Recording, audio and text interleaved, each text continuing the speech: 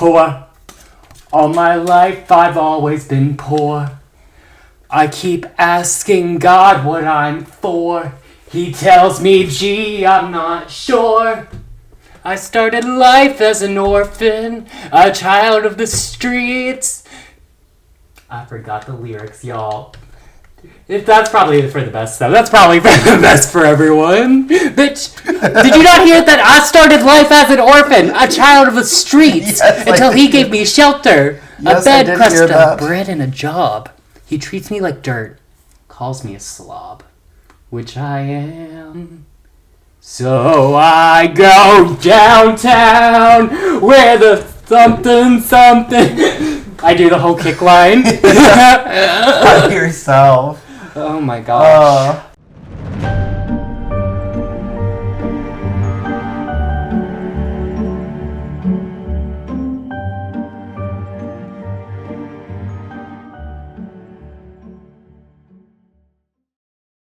Welcome back to another episode of Crips and Corks. I'm your host, DJ, here with my co-host, Patty Lapone.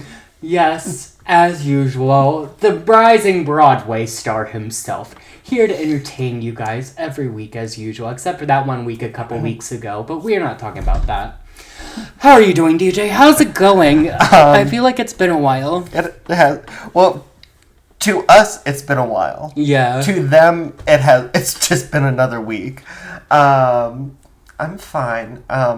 This is old news for all of you, but Pope Francis died. I know. It's sad. Mm-hmm. He was a pope for the people. He embraced the gays. Is that why your eyes are all red? Were you crying about that shit on the way over here? No, my eyes are red because I'm hungover. We were out last night, Paul. We did go out last night. And I stayed out later than you did. Yeah, that's crazy about you. You abandoned me. Listen. No, don't listen to him. He abandoned me. He left me. My baby cousin, 21 years old, was getting picked up, and I was a good older brother figure. I walked her out and waited with her for her car. I walk in, and Paul walks right past me, and I'm like, dude, where are you going? And he's like, home, I found a guy. Jesus. Damn, just out me on the pot. Well, you honestly didn't even stop to say, do you have a ride home? Are you okay? Nothing. Bitch, you were with our whole friend group. No, I had to go looking for Dan. Girl, you knew what was coming. You saw me doing the thing all night. No, I did not. I was watching my baby cousin. I was babysitting. I did things in front of you the entire night that made it safe to assume that I was departing with another person that wasn't you guys. You know, it might actually be on me because I also woke up to a text message from Mike this morning. Apparently, I texted him last night that him and his partner should come into Pittsburgh for Pride and take my grandparents to a drag brunch. And I have no memory whatsoever of. Yeah, you were pretty gone last night. I was gone. Like, I remember things, but also, like, there are little things where it's just, like, if you told me I did something, I would just go, huh, interesting. Yeah, but before we out ourselves too much on the podcast, how are you? And speaking of gone, I was at the beach this week. It was beautiful, stunning, iconic. That's amazing. I just want to take a note here that somehow we started with Pope Francis dying and ended up on kikiing. Yeah, rest in peace, whatever your name was, Mr. Pope. Wasn't his, like... I'm not sure exactly, like, what his real name was. I think it was Jorge or some shit. Jorge Bergoglio. Ha! See, I knew his name! Aren't y'all impressed? I knew the Pope's name. And what do y'all know? But it's all up here. But he had a regnal name. You referred to him as Francis. That was, like... Oh, yeah, well... It's kind of like you don't remember Edward VII as Albert. Yeah. And George VI was also Albert. There's a lot of Alberts in the British royal family. Yeah. Because Queen Victoria was a very horny woman. Well, good for her. But back to my beach time. It was cool. It was lovely. It was fun. I went to Virginia Beach. It was super pretty. I love the beach in April because there's usually no one there. Love the beach in April. And one thing about Paul is he's antisocial. Well, yes. When I am on vacation, I don't want to be around people. I want to be at peace. I don't need you and your 7 kids running around the pool, running around the beach. I do respect that because nothing's worse than like kids at the beach. Yeah, we don't need all these stunt shows and shenanigans at the beach, guys. Y'all keep that to June through August, okay? And I'll take my good old vacation in April, how God meant it to be. And it was a very nice time, and yeah, it was cool. I relaxed. I did a lot of research for today's episode, which I'm very, very excited about. It's going to be a good one. So, do you have anything to add about your week before we do a very quick pop culture corner? No, but I do have something to add to pop culture corner. Okay, what? That movie Conclave, their marketing scheme is insane. Killing the Pope to have a conclave to boost numbers. Right. Chef's kiss. I see you. Right.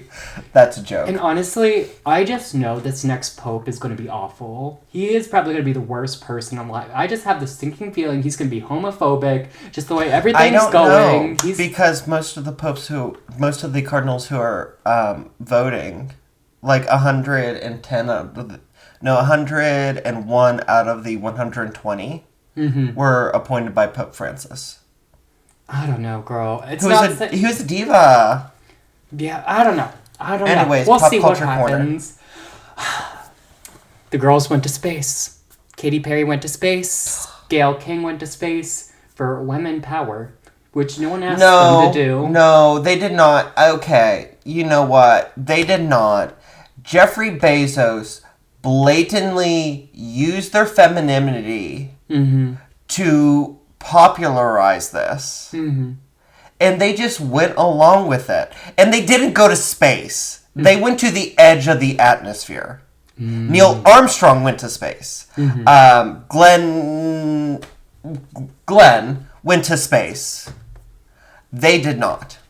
Hey, they were up there, girl. I'm not defending them. I think what they did was dumb. It was stupid. And, like, you know what? It was a flop. There are so many people here. Keep going. I'm just adjusting.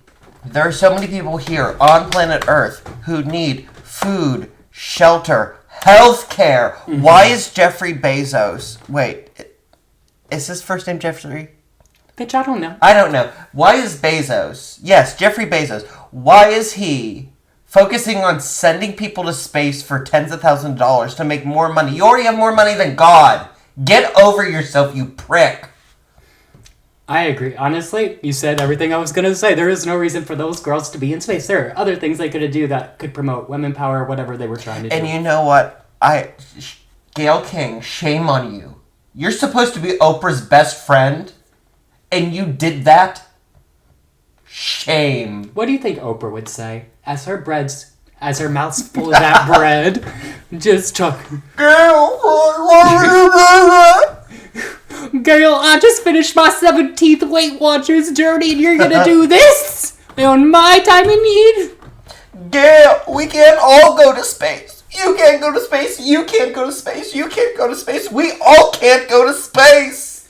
But also at the same time, why don't we continue to send rich people to space and hopefully, like, if it crashes, it's just another rich person. Yeah, they don't crash as much as that Titanic submarine. Yeah. So maybe we should just send them all to the Titanic. Yeah, keep sending rich people to the Titanic. But it's this pattern, of rich people like flexing, like, look what I can do that you can't, and then it like kills them. But it doesn't do anything because, like, they stop for a while and then they just start doing it again. It's like, God, like... And honestly, no one's jealous of them. No one wants to go up there. No one wants to go down there. No one's jealous. I don't even ride roller coasters. Right.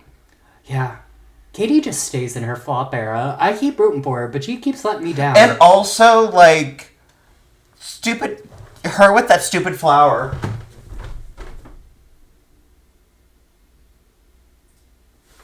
What the fuck? With her little flower in front of the camera? Like, what the... Did she go high? Oh, okay. Was she on substances? Oh my gosh. We have to stop talking about this, because this could be an entire podcast of us just complaining. Yeah, the dolls going to space was a flop. That's all I have for today's Pop Culture Corner. Do you have anything to add? But... Today I have a very special wine for you guys. While I was in Virginia Beach, I visited the Tinto Winery, and a lovely gal named Emily helped me pick out the perfect wine for this episode. It's the Todos wine. It's a Arento Brasco White, and it's Reserve 2022.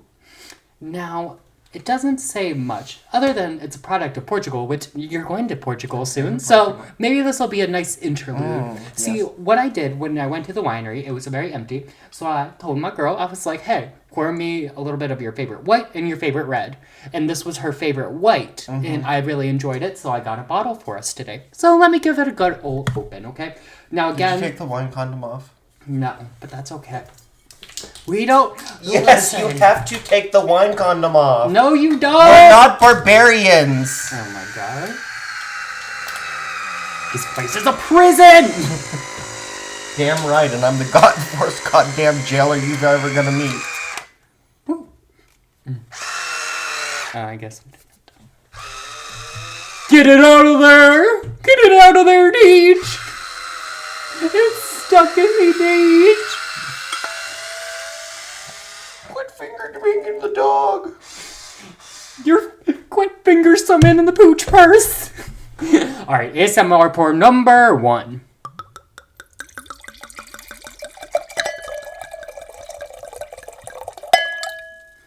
Okay, do you want to pour your own or you want me to? Okay.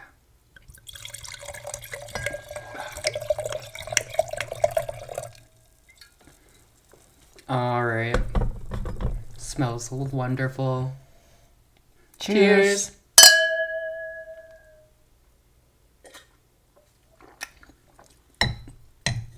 I like it. That's nice. I give it 4 grapes. It's not a home run, but definitely 4 grapes. Yeah. It's a good wine. It's nice that I chilled it. It's a good summer wine. Thank you for the recommendation, Emily. It was perfect. That would get me to second base. Second base? Oh, yeah. I feel you. I got you. Maybe shortstop. Do you stop at a shortstop? That's like baseball. I know. I don't do baseball, girl. Neither do I, which is why I'm asking you. No, I think shortstop is in between one of the 2 bases, okay? And then they catch the ball and throw it to the baseman, I think. Now, that's just a guess. Okay. But do you stop there? No, you don't stop there. You keep running. That's the whole point. You gotta run. We can't explain baseball. But you're safe if you get to the base. So, is it a half a base? No, there is no half base. You know, my mother was an award-winning softball player. She's probably rolling over in her urn. Right. That I'm asking these questions. I feel like a lot of things we do make her roll over in her grave, but that's okay. Actually, I think a lot of the things we do she'd kiki with, but that she'd be like, fuck, I raised a faggot. I mean, you're not wrong. No, she's not wrong. She raised 2. My brother's one too. Runs in the family, girl. Apparently. Ooh. All right, DJ. Let me tell you a story. Okay. How does a Democrat clown, son of a machinist and a Polishman, dropped in the middle of a forgotten spot in Chicago, grew up to be a killer and a pedophile, the $0 clown who lost his father, who got a lot farther by working undercover? John Wayne Gacy. His name is John Wayne Gacy. And there's a million things he's done. And just you wait. Just you wait. That's right. Today, we are talking about one of the most infamous serial killers in America. Perhaps the most despicable man in the Midwest. John Wayne Gacy, the killer clown himself. Where'd you steal that from? That song? Yeah. That's Alexander Hamilton. I know. Where did you steal the idea from? I was thinking about... Well, naturally, when I think John Wayne Gacy, I think about Alexander Hamilton because they're very similar people. And so I was like, perfect. That was a joke. I don't associate the two. I was listening to Hamilton on my way down to the beach, and I was like, oh my god. Oh my god. Now, I can plagiarize this. No, I will admit, a lot of those lyrics did not fit, but I did my darndest, okay? No, it's pretty good, which is why I thought you stole it, because I know you. No. And I was like, Paul's not clever enough to do this. Well, I did. Apparently I was wrong. I hit a home run since we're talking about baseball. I actually have a personal story about John Wayne Gacy. Oh, tell me, before we get into it, tell me, what's up? What's your story? So my grandmother's best friend, hi Audrey, she lived in Chicago for many, many years. Mm-hmm. And she lived across the street from John Wayne Gacy. Really? Yes. Oh, so was she there when he no, she didn't live across the street. She lived behind him and across the street. Oh. But apparently, she would go over to her neighbors who lived right behind them, and they would sit on the back porch watching them excavate the backyard. That's crazy. But we can't get too deep into that just yet, because we don't want to give any spoilers. No, I didn't give anything away. Now, we do have a lot of trigger warnings on this one. There's a lot of sexual assault, pedophilia, murder, all sorts of... This is going to be a really awful episode. So just buckle up. If you're not comfortable with that, don't watch. And also, I'm going to shout out my sources. First source is the book Killer Clown by Terry Sullivan, who was actually one of the investigators who caught Gacy. There's that Netflix documentary, the John Wayne Gacy tapes. And also, as usual, we got to shout out Last Podcast on the Left, who also covered it. Didn't I watch the John Wayne Gacy tapes with you? We didn't watch it together, no. I watched it by myself. Who did I watch it with? Not sure. Oh, I watched it with Cassie and Dylan. They So don't talk to us, so... So you already know a little bit about Gacy. I know everything there is to know in the first episode. Okay, period. But that was also 3 years ago, so who knows? Period. Well, let's hop right in, okay? Yeah. So, John Wayne Gacy was born on March 17th, 1942, to his Catholic parents, John Stanley Gacy and Marion Elaine Robinson. Ew. Now, they named John Wayne Gacy after the famous Western guy, John Wayne, right? So right off the Howdy, bat... Pilgrim. Howdy? Is that like the movie? No, that's what he would say. Like, he did a lot of Westerns, and he always would call people Pilgrim for some reason. Right. I made that... Did I not make that joke in our last cold open about the saloon doors? Yeah. And I said, walk in there like John Wayne... Howdy, Pilgrim. That would have been a good cold open for this one. Whoops. We'll get him. We did it last week, so we can't. Oh, well, we'll get him next time. So, right off the bat, his father is a Polish immigrant, right? Yeah. He's very, into... and he's Catholic, so he's very into the masculine ideal of what a man should be. Yeah, he's a Polak. Right. I can say that I am one. Yes. And I know this episode is going to affect you a lot because you too are a Polish clown. So talking about your community in this way is probably going to hurt a little bit, but we'll get through it together, DJ, I promise. I'm also still wearing last night's makeups, which is clown behavior, which is why I'm just looking down so sadly. Continue. So, like I said, John Wayne Gacy's father wanted him to be the epitome of masculinity, strong, tough, all that stuff, but Gacy just wasn't that.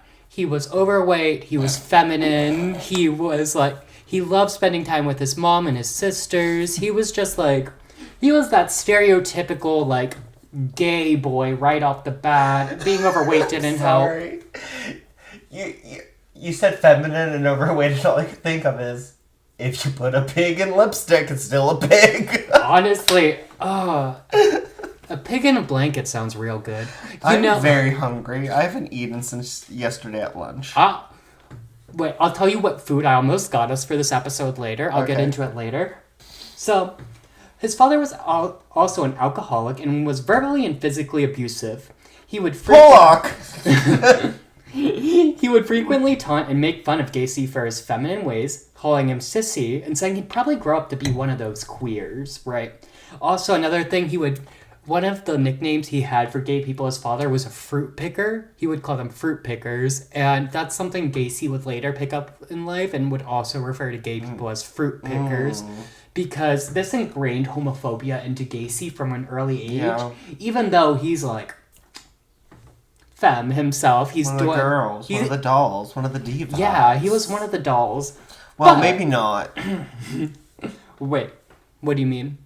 Because he does some terrible shit. Oh, yeah, he's not one of the dolls. He's like a gay for sure, but he's not a doll and a diva like we are. Yeah. He's not one of us, okay? We don't claim him. Gay people can be terrible too. That's very true. That's very true. Now, in 1949, Gacy's father whipped him for fondling a neighborhood girl with one of the neighborhood boys. He caught them, whipped him for it, okay? So, wait, he was fondling the girl? Yeah, with one of the other neighborhood boys. Was he fondling the boy too? No, just the girl. They were, like, fondling the girl. Okay. Was the girl consenting? I don't think so. Okay. It didn't really go too much into that one. It was kind of more of a blip. Just because it's, like, I feel like if he, like, called his son, like, fruit picker and, like, sissy, and he, like, caught him fondling girl, I kind of imagine him just being like, oh, thank fucking Christ. Right. Well, that's a good point. That's a good point. He's, like, fighting so hard for his son not to be a fruit picker, but here we are. You know, Are we gonna start using this? No. Well, actually, maybe. I'm a fruit picker. So, another traumatic thing that happened to Gacy in his childhood is he was hit in the head by a swing. And so he had a little bit of brain trauma from that. And if you know anything about serial killers, a lot of them do experience brain trauma as a kid, okay? I know, but I'm wondering, like, just like with how terrible his early life is shaping up to be, like, I don't know if we can really blame it on the swing.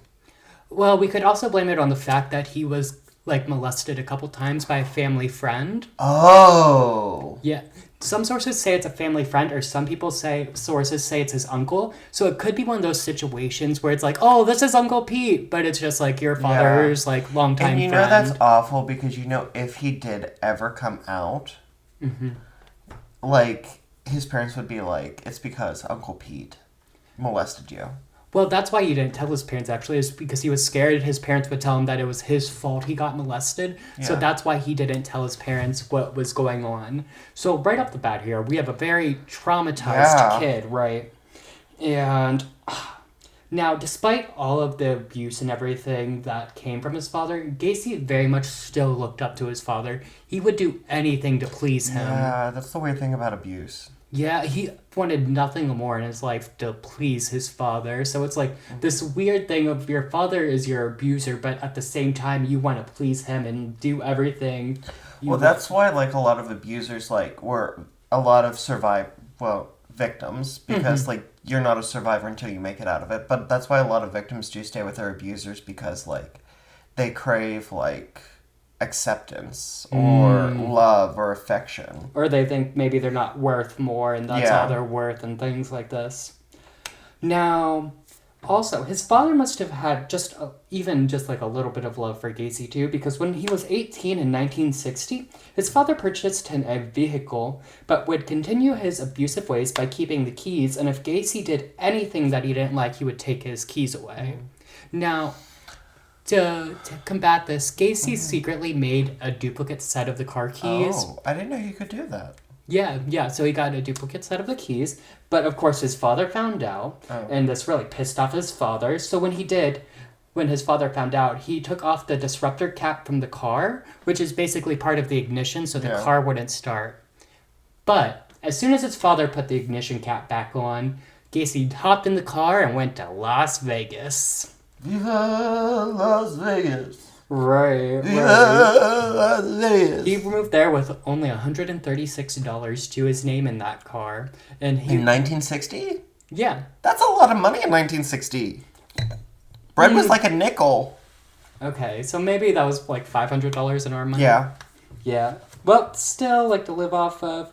And so he was actually planning on staying with a family friend, but honestly, that didn't really work out. So basically what happened is he got there and he started working at an ambulance service, and then he transitioned into working in a mortuary.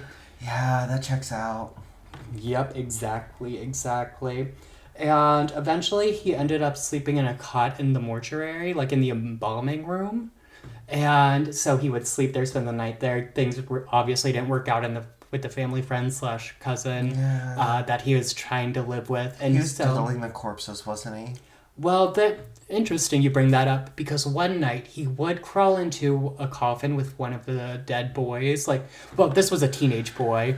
So he would crawl into the coffin. Well, I guess he's only 18, 19 at this point. That's true. It's still not as... I mean, the age thing. Like, you think of him as, like, the creepy middle-aged man that he grew into. Mm-hmm. No, he did end up fondling this corpse. And after doing this, like, he freaked the fuck out and moved back home, okay? So after doing this, he freaked out. Okay, that's kind of a twist, because normally it's like... Okay. Well, this is like a big jump for Gacy, because, like, not only was he realizing, like... That he was gay. But also he's into, like, younger men, like, underage men, and also, like, maybe How old was this boy in the coffin? In his teens. Yeah, but so is Gacy at this point. He's 18. Yeah. Well, I guess that's around his age, too. Yeah. But you'll come to know all of his victims are teenagers and boys. Which, like I said, like, it's creepier when you think of him as the middle-aged man he grew into. Mm-hmm. But, like, if he's 18 and if this is, like, a 16-year-old boy, like, it's not okay. Right. But it's not exactly like, oh, he's into younger men. I guess... I see what you're saying. No, I see what you're saying, but still at the same time... No, if you said, like, it was a 12-year-old boy whose balls had never dropped and he still looked like he was, like, 8, then it would be like, ooh. Spooky, yeah. Yeah, okay. So, once home, he went back to college and earned a degree from Northwestern Business College, and he got hired at Nunn Bush Shoe Company. Nunn Bush Shoe Company. And that's where he met his first wife, Marilyn Myers. Not the first wife. Yeah, so his first wife actually also worked there.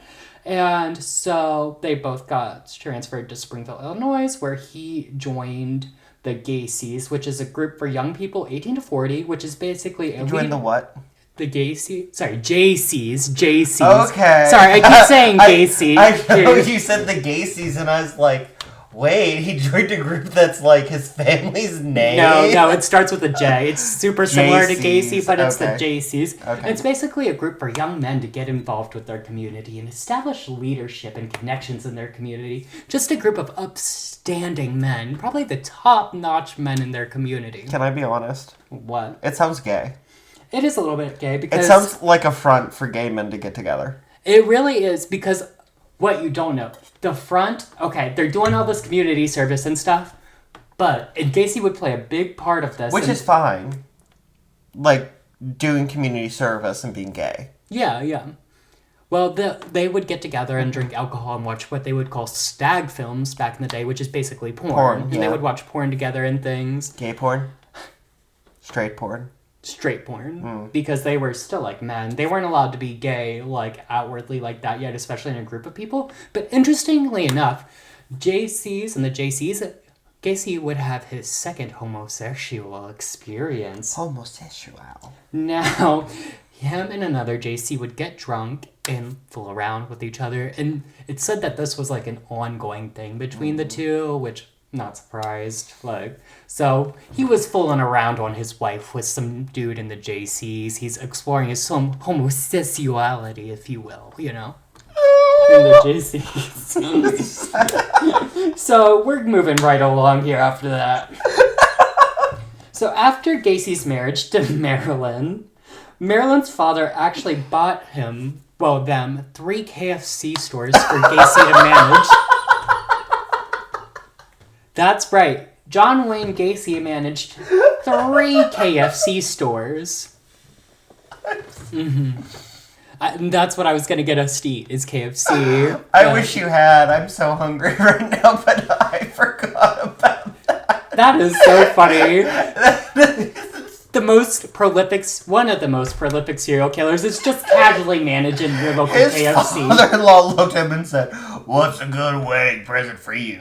Well, his father-in-law didn't like him, so he was... No, and I feel like it's a dig, like, what's a good wedding present for you? You'd probably appreciate 3 KFCs. Well, he probably did it, so he could have, give a good income for his daughter, because he probably saw Gacy really wasn't doing much. Yeah. And was like, okay, let me move them here, and let me go ahead and get them these KFCs, because he did move them to, like, where the parents were. I feel like he bought them for them, but, like, he was, like, the father-in-law, like, kept sticking his nose into the business. Right, exactly. So that way he had power over them and everything.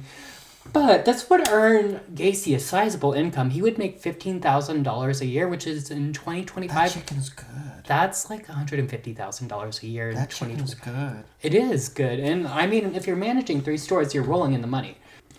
Gacy would, of course, use his KFC franchises to lure male teenagers to his basement to drink and play pool. Now, he employed both genders, but only the men got to see Gacy's basement. See, the boys were the lucky ones. They got to see the basement. And could you imagine, like, why does no one say anything? Like, imagine you're working there, and all the boys are, like, going to Gacy's house, and what are they saying? Like, oh, it's just a boys' club. Oh, what? It's probably, like, 1960 something. Mm-hmm. I don't know. It would raise a lot of red flags for me. Like, this grown-ass man inviting these teenage boys over to his basement. But at this point, he's probably only 20-something. Mm-hmm. Which, I know I keep... Like, maybe it's me playing devil's advocate, but, like...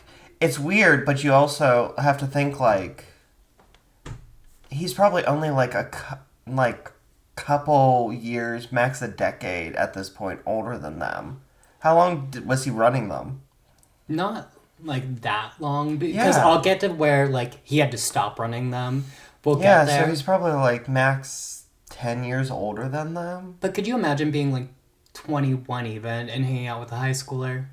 Like, what are we doing?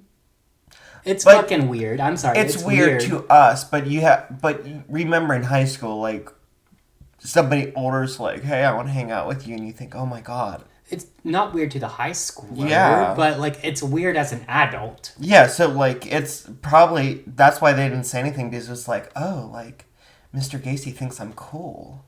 Mm-hmm. So he's a grown-up, and he thinks I'm cool. He thinks I'm grown-up. We're going to go do grown-up things. Okay, yes, that would make them feel cool and everything. Interesting. You know, when I was doing this and researching this, I never expected you to, like... ride so hard for Gacy. That's so interesting. I'm not riding for him, but I think and this is a problem in most of these stories, is like we put a killer in the context of like when they were caught their whole life. DJ, he was luring these boys into his basement, these KFC boys into his basement. He would get them drunk and make advances on him. Like, he was making advances on these boys. And if they said no, he would be like, oh, I'm just joking or everything. But if he said yes, he would, like, lure... Like, okay, this is creepy. Diddling these boys in his basement. Okay. I probably should have said that first. I probably should have led with that. That's on me. I should have led with that. He wasn't just partying with these boys. He was, like, getting them drunk so he could, like, make moves. I will say that none of them probably said anything because it's... Well, first of all, it's like, oh, Mr. Gacy thinks I'm cool. I'm going to go hang out with him and the grown-ups. Right. And then, like, when he makes the joke, it's probably like, I don't want to say anything because, like... It was a joke, and they'll probably think I'm a queer. Right. Because if you are in that situation, Gacy does hold some power, because not only is he your boss, but he could also say things about you like, oh, I made these advances, or like, he's actually the one who made the advances on me, or anything. Because those two are the only two in the room. So, like, Gacy could make up all sorts of things, and you'll come to know, like, as we continue through this series, that Gacy is a liar, and he's very good at manipulating people, especially the police and people of power, and he's just your typical psychopath that can put on that face and become friends with everyone, but you don't know, like, what's underneath him is a monster. Like, this man is a monster. He'll do whatever it takes to, like, survive. Right, exactly. Now, while Gacy was preying on boys in his basement, his wife would have 2 kids, a son in 1966 and a daughter in 1967. Now, Gacy would describe this as the prime of his life, and on a visit to see him, his father would actually apologize for the abuse and say he did all right with his life, because all his father sees is he's managing these 3 stores, he's got a wife, a kids, like, he's living exactly what his father wanted him to do. So that's why Gacy is describing this as his prime of his life. Like, he's impressing people, he's making connections, he's got the wife, the kids, kind of like the American dream, but there's always that monster that's going to lay underneath there, that little thing that's going to eat at him. Mm-hmm. Now, Gacy's fun would come to an end, though, when he would assault 15-year-old Donald Voorhees Jr. No. He lured him into his basement with the promise of alcohol and porn. Gacy got him drunk and persuaded him to engage in oral sex, saying, "You have to have sex with a man before you start having sex with a woman." Oh. Now, later, Voorhees told his father, who had Gacy arrested, of course. Good. Of course, Gacy denied the claim, saying it was politically motivated, because his father was actually a member of the JCs as well. Right. And actually, he was kind of close with his father in the JCs.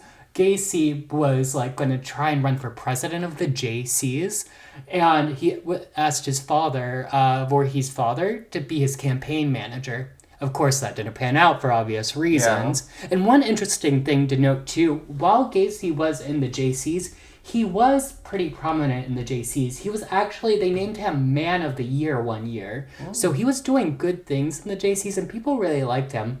But of course, not after this crazy awfulness. So, before the court date, Gacy paid another kid to beat up Voorhees so he couldn't testify.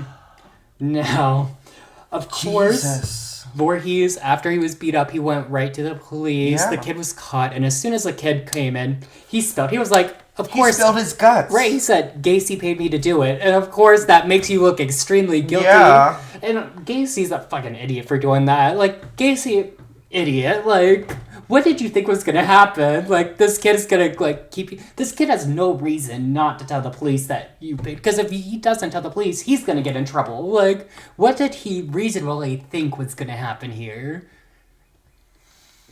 He's an idiot. Right. So, Gacy was convicted on sodomy charges and charges for assaulting Voorhees. Gacy was ordered to take a psychological evaluation at a local psychiatric hospital where he was diagnosed with antisocial personality disorder. And one thing to note that the doctor said as well was that they said Gacy was going to continue to be a menace to society, and continue to be a problem for him. This probably would not be his last crime. And no one paid heed to that? Well, that's going to be a running thing in this story. The police continue to just drop the fucking ball. Oh. So, as soon as Gacy went to jail, his wife wasted no time, of course, and divorced him because... Right on, Marilyn. That's crazy. And she took the kids, and he never saw them again. And the KFC.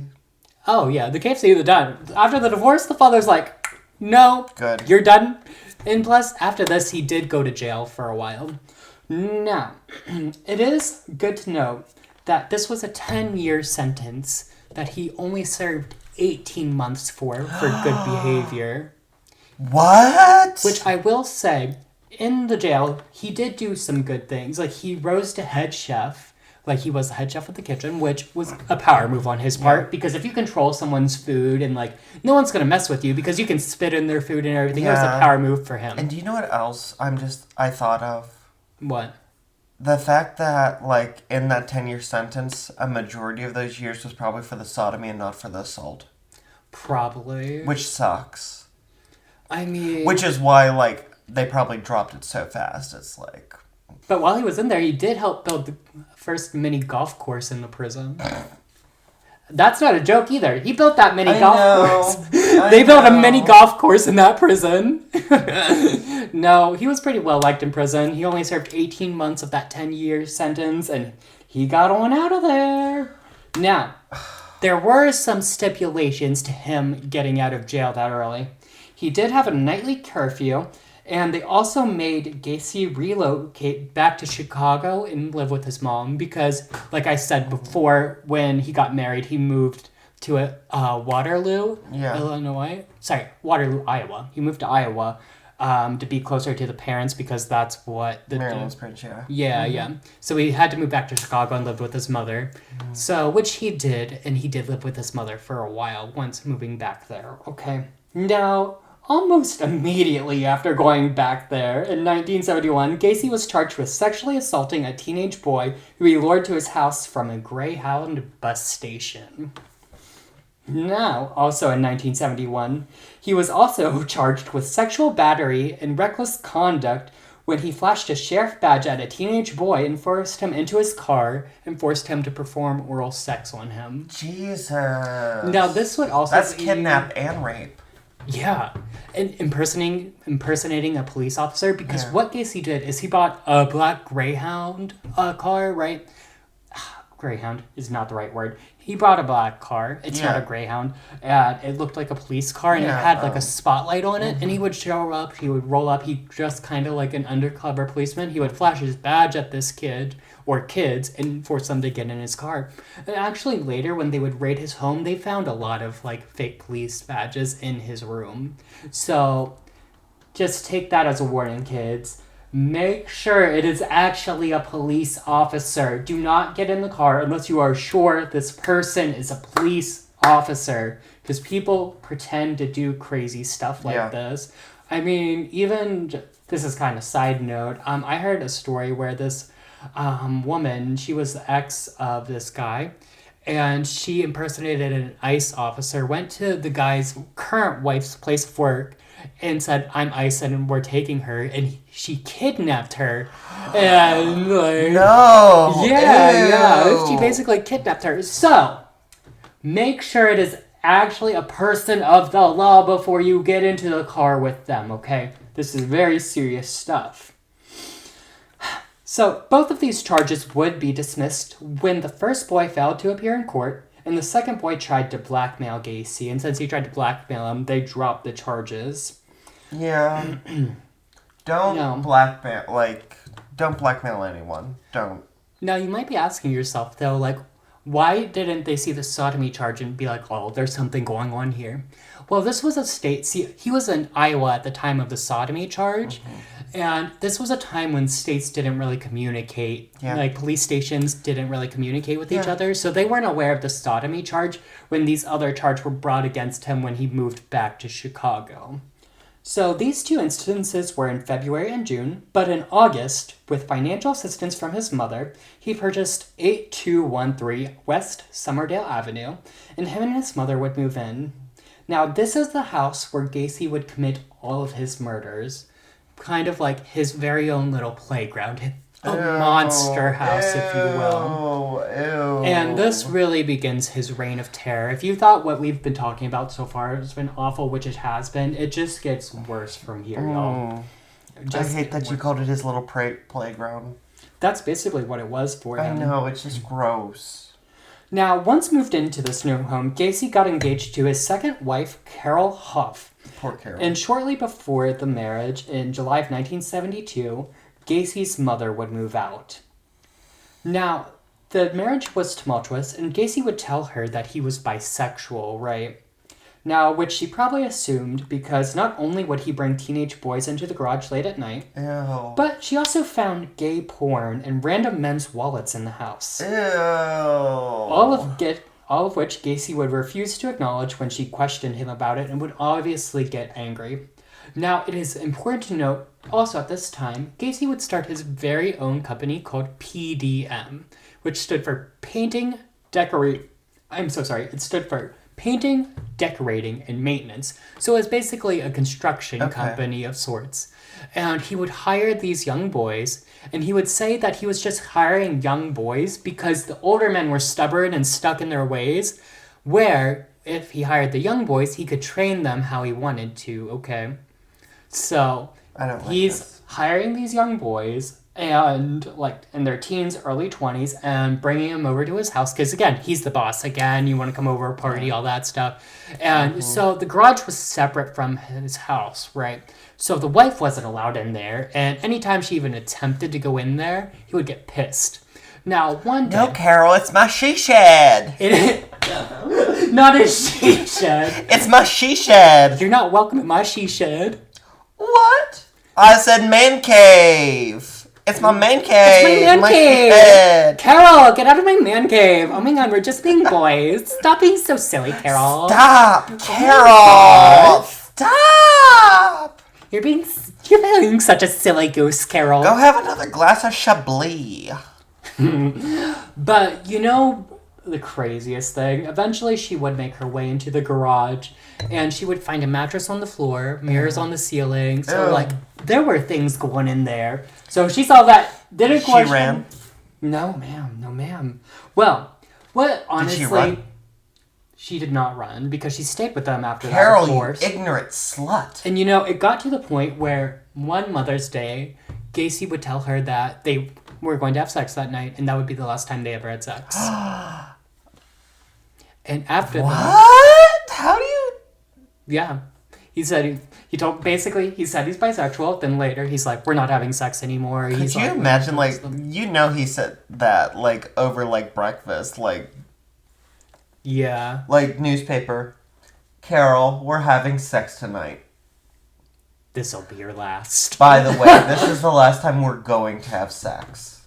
That's so insane. I can't imagine, like, a spouse... Like, at that point, if someone says to you, you know the marriage is over. If that is being said, like, it's done. And then, on top of that, he's, like, openly looking at gay porn in front of her. Unless, like, you have a condition where it's, like, just not tenable to have it. Oh, no. He's, like, cranking it to gay porn in front of her. But, like... Yeah, like... Honestly, if I was her, I would have reported him a long time ago with all these boys. Run, Carol. Go find Marilyn and the kids. Become lesbians. Buy a farm. Yeah. Sorry, buy a lesbian farm for sure. I like that. Get that lesbian farm girl. And you know, that'll be the best damn farm she's ever had or anyone's ever seen, honey. You ever have a lesbian sausage? No, that sounds great, though. I haven't had it either. But I'm just assuming, like, lesbians can do anything. I agree. They are a handy people, and I do appreciate that about lesbians. Now, if you could have any guess in the world why they would eventually have divorced in 1976, what do you think it would be? I know it's not going to be because of anything you just said. It's probably something weird like she had an affair. Nope, the final fight was over finances. Okay, the divorce was over finances. Right, out of all the boys in the basement, all the crazy shit. I really thought it was gonna be something crazy, like he's fucking all these boys, and then she like has an affair with somebody from like church, and he left, and he like threw her out. But finances, that's a good one. Right. So now they're divorced. Okay. And Gacy has free reign. How many more wives are there? No more. After this, he would say he was just enjoying the single life. But little did everyone know, enjoying the single life just meant killing people. And that's where we're going to end off today. And next week we will pick right back up and cover all of the murders and eventual trial and case and hauntings. Lots to cover in one episode. All sorts of exciting things to come in next week's episode. I'm shocked. Right. This is right. Even just like the lead up to the story is insane. Like owning the KFCs, like all these charges. Now. Right. All of these charges that are already against him and the police awareness, and like they just. Nothing. But how many serial killers are like that? We can't get into this. Right. So what do you think so far? Like this is really good. Right. I'm very invested. Right, and we haven't even talked about Pogo the clown yet. Oh, no. Right. Which, I'll get into Pogo a little later, but I'll leave y'all with this little fun fact about Pogo. He has named himself Pogo the Clown because he's Polish and he's always on the go. Too bad he was always on the go murdering boys, but what can you do, you know? Anyways, thank you so much for listening. This has been another episode of Crips and Corks. Please share your thoughts with us, DM us, or text us if you're listening to this on Spotify or iTunes. Please like, subscribe, follow wherever. And if you have your own personal stories, or if, like my grandmother's best friend Audrey, if you have a personal story about John Wayne Gacy, please email us. Or if you have any other spooky tales, email us and we'll share them on the podcast. Paul, where can they find you when you're at home? First of all, I just want to shout out anyone who's made it this far. You're a real one if you've made it this far through all this gross content. And if you enjoyed it, next week is even going to be even more gross. So stick around. It only gets crazier from here, y'all. And if you want to find me on my socials, you can find me on my personal Instagram and on TikTok at Paulember, Paulember. And as usual, guys, it's not delivery. It's DiGiorno. You said it right this time. I did say it right this time. I couldn't think of any other funny ways to say DiGiorno, so we're just saying it right. And if you'd like to follow me, you can follow me at The Real Deej Powers on TikTok and on Instagram. And until next time, keep your crips tight. Don't keep boys in the basement. And keep your corks loose. Bye. Downtown, when your life's a mess, you live downtown.